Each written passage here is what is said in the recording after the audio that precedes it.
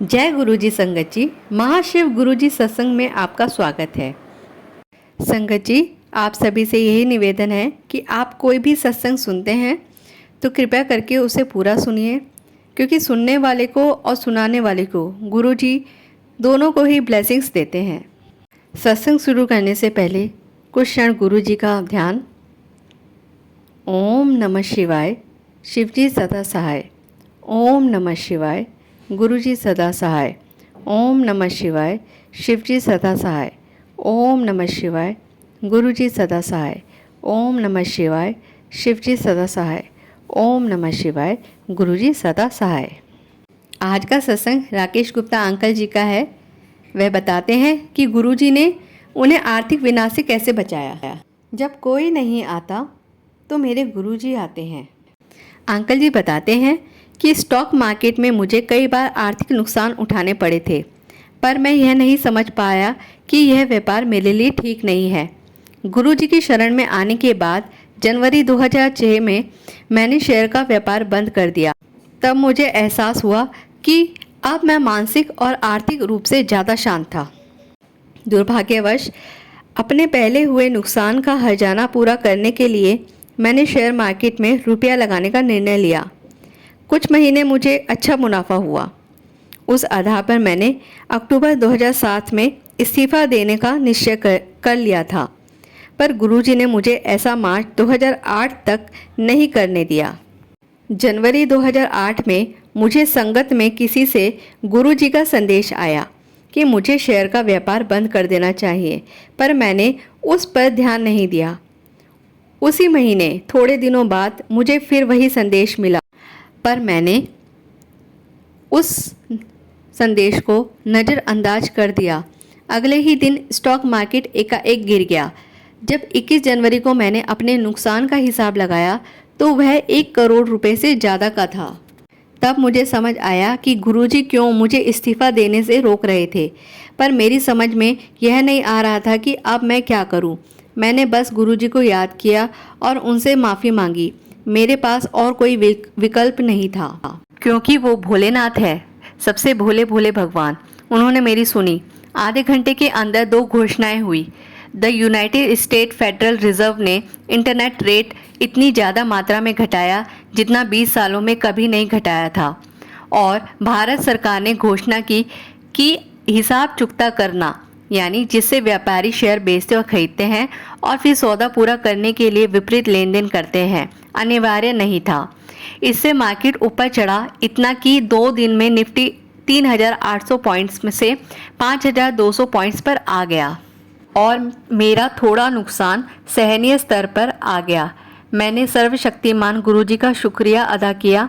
गुरुजी ने न सिर्फ मेरी नौकरी बचाई, साथ ही अपूर्णीय नुकसान से भी मुझे बचाया, जो मैं खुद ही अपने ऊपर लाया था। गुरुजी के आदेश की अवज्ञा करके इसमें हम सबके लिए सीख है कि गुरुजी का आदेश बिना किंतु परंतु के तत्काल ही मानना चाहिए। राकेश अंकल जी आगे बताते हैं कि कैसे बिना पेट्रोल के उनका स्कूटर चला। अंकल जी आगे कहते हैं कि जनवरी 2008 में रात को करीब 2:30 बजे मैं अपनी पत्नी के साथ स्कूटर पर इफ्को चौक गुड़गांव से अपने घर जा रहा था।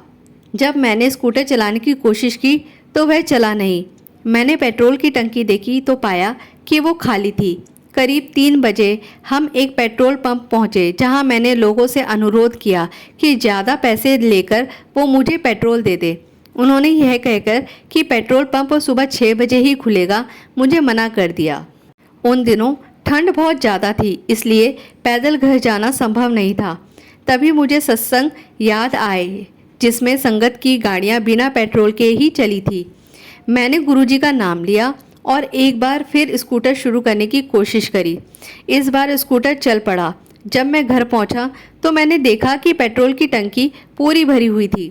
गुरुजी के लिए कुछ भी नामुमकिन नहीं है, क्योंकि वह भगवान शिव ही हैं। जय गुरुजी, शुक्राना गुरुजी। अंकल जी कहते हैं कि सहारनपुर में गुरुजी की सुगंध कैसे आई। मेरा साला और उनका परिवार 2006 में गुरु पूर्णिमा के दिन सहारनपुर में बड़े मंदिर आए।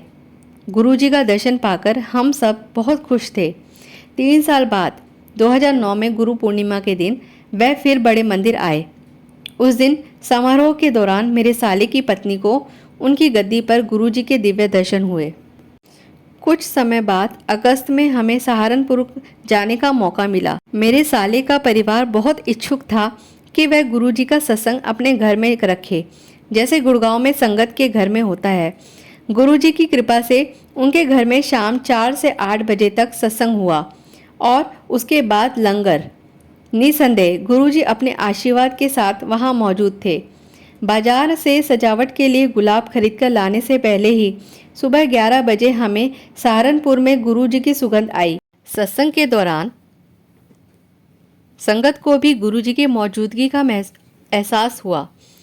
एक और बात ध्यान देने वाली है, सहारनपुर में नियमित रूप से शाम 4 बजे से 12 बजे तक बिजली जाती है, पर उस दिन उस क्षेत्र में 1 मिनट के लिए भी बिजली नहीं गई। अगले दिन गुरुजी ने मेरी साली को सपने में भी दर्शन दिए और सबको आशीर्वाद दिया। अंकल जी बताते हैं कि गुरुजी की चाय और लंगर प्रसाद अमृत है। सितंबर 2009 में खराब खाने की वजह से मेरी बेटी बहुत बीमार थी। उसे बुखार, उल्टियाँ और दस्त थे। उसकी हालत इतनी खराब थी कि वह दवाइयाँ लेने के बावजूद वह 2 से 3 दिनों में पानी तक नहीं पचा पा रही थी। फिर गुरुजी की कृपा से हम शनिवार को बड़े मंदिर गए। हमने हमारी बेटी की हालत की वजह से उसे चाय और लंगर प्रसाद मुख्य हॉल के बाहर ही लेने को कहा, परंतु जैसे ही हमने मंदिर में प्रवेश किया उसकी हालत में सुधार आने लगा और उसने चाय प्रसाद मंदिर के मुख्य हॉल में और लंगर मंदिर के बेसमेंट में लिया। गुरुजी के आशीर्वाद से वह तुरंत ही स्वस्थ हो गई। जो प्रमाणित दवाइयाँ 2 से 3 दिनों में कुछ नहीं कर पाई, गुरुजी के आशीर्वाद भरे प्रसाद ने एक क्षण में कर दिया। जय गुरुजी, अनंतम अनंतम शुक्राना गुरुजी। संगत जी, इस सत्संग से हमें यह संदेश मिलता है कि हमें कभी भी गुरुजी के दिए हुए संदेश को नज़रअंदाज नहीं करना चाहिए। आज का सत्संग यहीं समाप्त करते हुए गुरुजी का ध्यान करते हैं और उनका शुक्राना करते हैं। और आगे नए नए सत्संग सुनने के लिए हमारा चैनल महाशिव गुरुजी सत्संग को सब्सक्राइब करें और बेल आइकन जरूर दबाएं, जिससे आपको नोटिफिकेशंस मिलते रहे नए नए सत्संग की। जय गुरुजी, शुक्राना गुरुजी, अनंतम अनंतम शुक्राना गुरुजी। जय जय गुरुजी, धन धन गुरुजी। जय जय गुरुजी, धन धन गुरुजी। शुक्राना गुरुजी।